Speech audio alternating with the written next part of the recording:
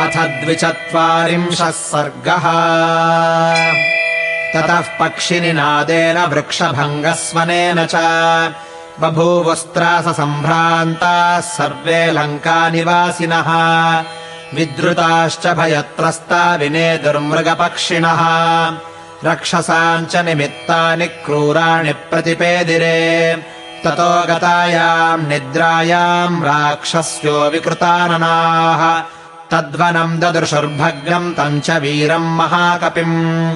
सता दृष्ट्वा महाबाहुर्महासत्त्वो महाबलः चकारसु महद्रूपम् राक्षसीनाम् भयावहम्। ततस्तु गिरिसङ्काशमतिकायम् महाबलम् राक्षस्यो वानरम् दृष्ट्वा पप्रच्छुर्जनकात्मजा। कोऽयम् कस्य कुतो वायम् किन्निमित्तमिहागतः कथम् त्वया सहानेन संवादः कृत इत्युत। आचक्ष्वनो विशालाक्षिमाभूत्ते सुभगे भयम् संवादमसि तापाङ्गि त्वया किम् कृतवानयम्। अथाब्रवीत्तदा साध्वी सीता सर्वाङ्गशोभना रक्षसाम् कामरूपाणाम् विज्ञाने का गतिर्मम। यूयमेवास्य जानीत योऽयम् यद्वा करिष्यति अहिरेव ह्यहेः पादान् विजानाति न संशयः। अहमप्यतिभीतास्मि नैव जानामि को ह्ययम् वेद्मि राक्षसमेवैनम् कामरूपिणमागतम्। वैदेह्यावचनम् श्रुत्वा राक्षस्यो विद्रुता द्रुतम्। स्थिताः काश्चिद्गताः काश्चिद्रावणाय निवेदितुम्। रावणस्य समीपे तु राक्षस्यो विकृताननाः विरूपम् वानरम् भीमम् रावणाय न्यवेदिषुः। अशोकवनिका मध्ये राजन् भीमवपुः कपिः सीतया कृतसंवादस्तिष्ठत्यमितविक्रमः। न च तम् जानकी सीता हरिम् हरिणलोचना अस्माभिर्बहुधा पृष्टा निवेदयितुमिच्छति। वासवस्य भवेद्दूतो दूतो वैश्रवणस्य वा प्रेषितो वापि रामेण सीतान्वेषणकाङ्क्षया। तेनैवाद्भुतरूपेण यत्तत्तव मनोहरम् नानामृगगणाकीर्णम् प्रमृष्टम् प्रमदावनम्। न तत्र कश्चिदुद्देशो यस्तेन न विनाशितः यत्र सा जानकी देवी स तेन न विनाशितः। जानकी रक्षणार्थम् वा श्रमाद्वा नोपलक्ष्यते अथवा कश्रमस्तस्य सैव तेनाभिरक्षिता। चारुपल्लवपत्राढ्यम् यम् सीता स्वयमास्थिता प्रवृद्धः शिंशपावृक्षः स च तेनाभिरक्षितः। तस्योग्ररूपस्योग्रम् त्वम् दण्डमाज्ञातुमर्हसि। सीता सम्भाषिता येन वनम् तेन विनाशितम्। मनः परिगृहीताम् ताम् तव रक्षो गणेश्वर।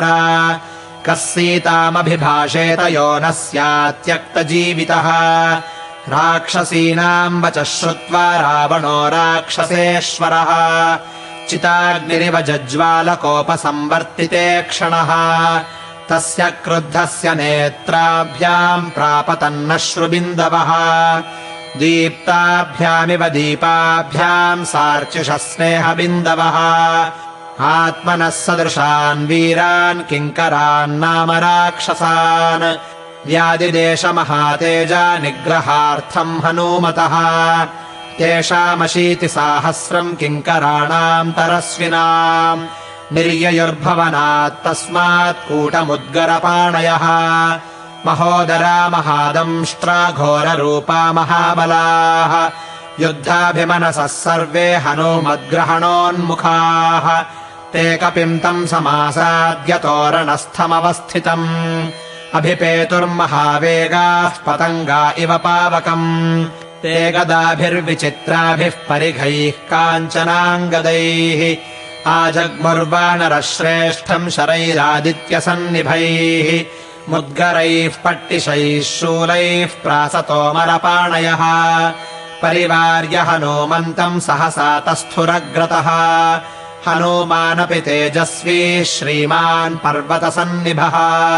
क्षिता वाविध्यलाङ्गूलम् ननाद च महाध्वनिम् स भूत्वा तु महाकायो हनूमान् मारुतात्मजः पुच्छमास्फोटयामास लङ्काम् शब्देन पूरयन् तस्या स्फोटितशब्देन महता चानुनादिना पेतुर्विहङ्गा गगनादुच्चैश्चेदमघोषयत् जयत्यतिबलो रामो लक्ष्मणश्च महाबलः राजा जयति सुग्रीवो राघवेणाभिपालितः दासोऽहम् कोसलेन्द्रस्य रामस्याक्लिष्टकर्मणः हनूमान् शत्रुसैन्यानाम् निहन्ता मारुतात्मजः न रावणसहस्रम् मे युद्धे प्रतिबलम् भवेत् शिलाभिश्च प्रहरतः पादपैश्च सहस्रशः अर्दयित्वा पुरीम् लङ्कामभिवाद्य च मैथिलीम् समर्थार्थो गमिष्यामि मिषताम् सर्वरक्षसाम्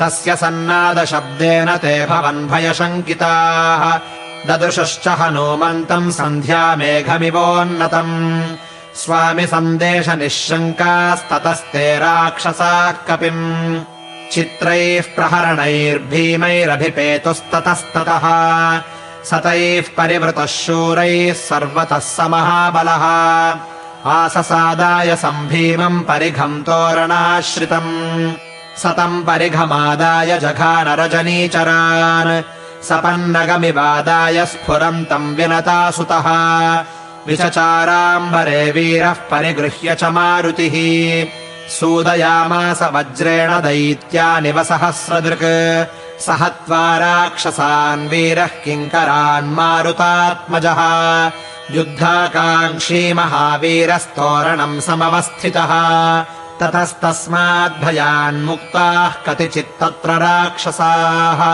निहतान् किङ्करान् सर्वान् रावणाय न्यवेदयन् स राक्षसानाम् निहतम् महाबलम् निशम्य राजा परिवृत्तलोचनः समादिदेशाप्रतिमम् पराक्रमे प्रहस्तपुत्रम् समरे सुदुर्जयम् इत्यार्षे श्रीमद् रामायणे वाल्मीकीये आदिकाव्ये सुन्दरकाण्डे 42 सर्गः।